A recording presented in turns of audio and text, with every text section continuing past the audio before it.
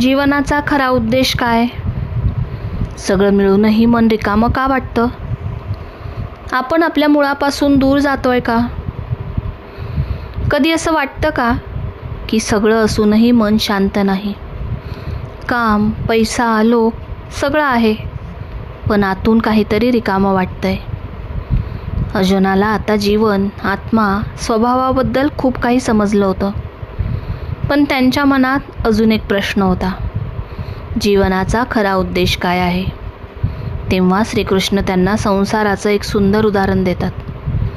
श्रीकृष्ण सांगतात, हे जग एका मोठ्या वृक्षासारखं आहे, ज्यांच्या फांद्या सतत पसरत राहतात, पण त्या वृक्षाचं खरं सामर्थ्य त्यांच्या मुळांमध्ये असतं.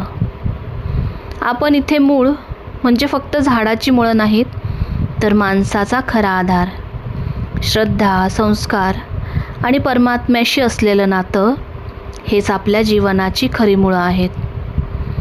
आज आपण बाहेरच्या गोष्टींमध्ये इतके अडकतो की स्वतःशी जोडलेलं राहणंच विसरतो.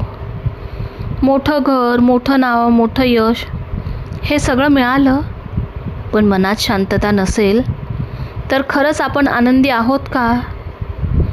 जसं मुळापासून दूर गेलेलं झाड हळूहळू कमकुवत होत जातं, तसंच परमात्म्याशी आणि स्वतःशी नातं तुटलं की माणूस आतून रिकामा वाटायला लागतो. जीवनाचा खरा उद्देश फक्त मिळवत राहणं नाही, तर आपल्या खऱ्या आधाराशी जोडलेलं राहणं आहे. कारण मुळं मजबूत असतील तर जीवनही मजबूत राहतं.